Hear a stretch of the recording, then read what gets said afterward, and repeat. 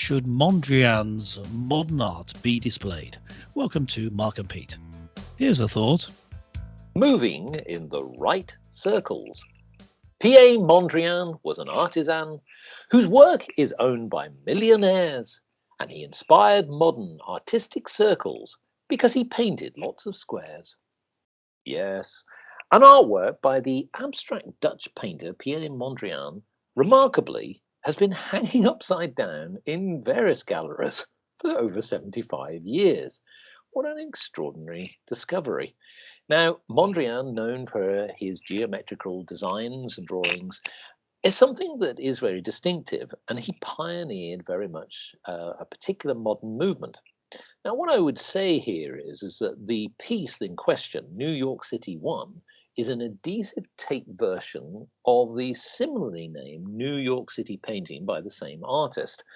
Now, Clergyman Pete, I ask you the obvious question, which is, what do you think about this particular error that has been occurring for nearly 75 years?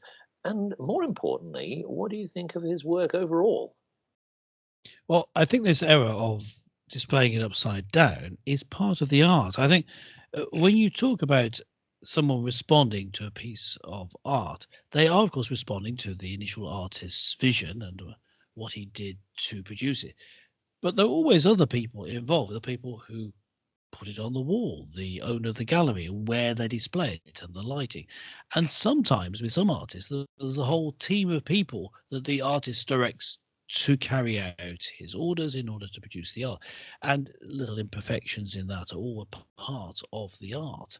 And indeed mistakes that they make. And, the way that, for example, in some cases, the paint dries, which could be due to outside influences, nothing to do with the artist himself or herself, is part of the art. So in this case, the bloke that took it out the box the wrong way up is still part of the way that the art was produced. And if people have been seeing it and appreciating it that way, I think that is the true form of the art. The wrong way up, according to Mondrian and others who, knew the way that he intended it, they're wrong. Because it's the way that it's been appreciated has been the other way up. Well, it is. Oh, yes, you asked me also, what is my appreciation of Mondrian's art? Yes. Well, looking at Mondrian's early work, I think he was obviously a very talented painter, artist. I think that his move into geometric shapes and producing those looking like nothing in particular is a complete waste of time. But I don't think I don't think that there's no art in it. I think there is some art in it, but there's no particular skill. And I see art has to have some skill in it. Well, and he has skill, but that's not the skill. The skill that he had in getting people to buy, for example, in this case, New York City 1, buying a canvas with bits of sticky tape on it. Yes.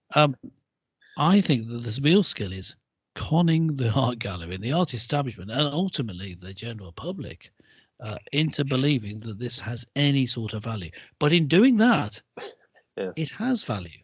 The art is the skill of the con man. So in that way, Mondrian, brilliant con man. I greatly admire him for that. Well, I'm going to have to disagree with you. I think that Mondrian, yes, very much in his early career was extremely dexterous. He was very artistic and perhaps in some cases, like a lot of artists in their early career, really developed the sense of realism. But of course, what he did over time is he influenced a geometrical style that not only influenced art, but also the fields of design, architecture, and fashion. And that's the thing that I think that, to me, he brought something different. Now, one of the things to note here about Mondrian is that he set up essentially the idea of really experimenting with cubism. And what really helped also was this really development style in a non-representational form, which he termed neoplasticism. So, like a lot of artists, it's about how you interpret the world. Now, what's interesting is that where, if you look at his early work, he was producing landscapes, semi-realistic sort of pictures of trees and many other things, he came to really sort of define things in a different way. Now, eventually, what happened was, and what we now know Mondrian's work for those people who like his work, will see that he limited his vocabulary to three primary colours: red, blue, and yellow, and then three primary values: black, white, and grey. And those were really sort of structured in horizontal and vertical lines where colour and form were actually then filled in. But here's the key. Many architects have been inspired what Mondrian did, particularly with the balance of structure, form, and colour.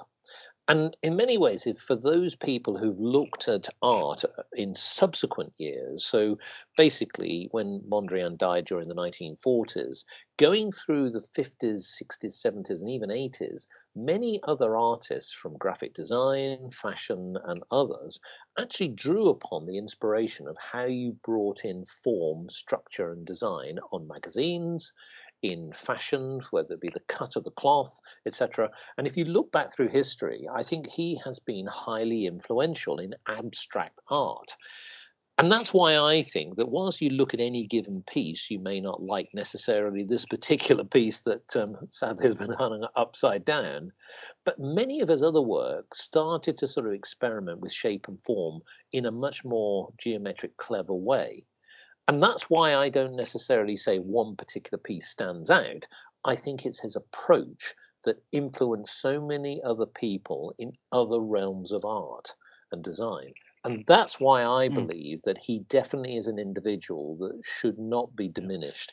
I know that Clergyman Pete hanging upside down was perhaps not too much of a concern. In fact, in your case, I guess you think he should be facing the wall. But well, the thing is, you say how should it? You might ask the question. Well, how should it be displayed? You say, do I think it should be facing the wall?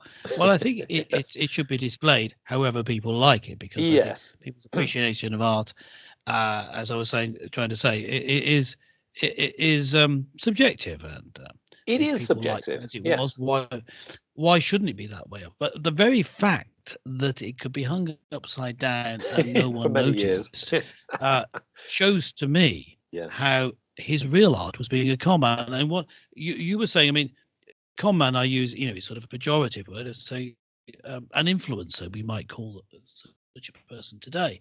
Yes. He was influential because of his ability as a salesman and a con man. He sold the idea. And I think that was his artistic gift. I don't think the skill or the artistic merit of the particular paintings, or in this case, in London, I'm going to say London, New York City one with the sticky tape. There's no particular skill in just applying the tape, but in convincing people that there was artistic merit to this. That was the art. The art is in him portraying it, and I think that this has been taken up as well. The idea that you can influence someone into believing in something that is utterly worthless simply by the attitude that you have to it has influenced a lot. I mean, it's taken up in politics and all of the areas of life. The idea of the spin doctor in politics, and I think that he's not necessarily influenced that himself, but that sort of idea has come to be played. So I think yes, he's been very influential.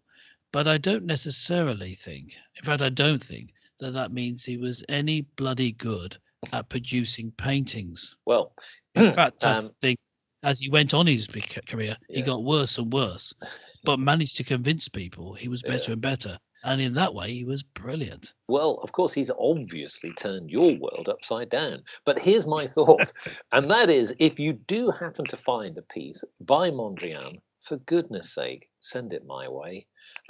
I'd love to know what our listeners think about this. I mean, do they like his work? Do they feel that maybe actually this is the way that we should now sort of praise him greatly for the achievements that he's done and the influence that he's had, not just through the 20th century, but even today, it's still felt. Yes. Or do you think he's just a con man? And if you do find a piece of Mondrian's work and you think it looks rubbish, trying it the other way up. Maybe that's how it was intended.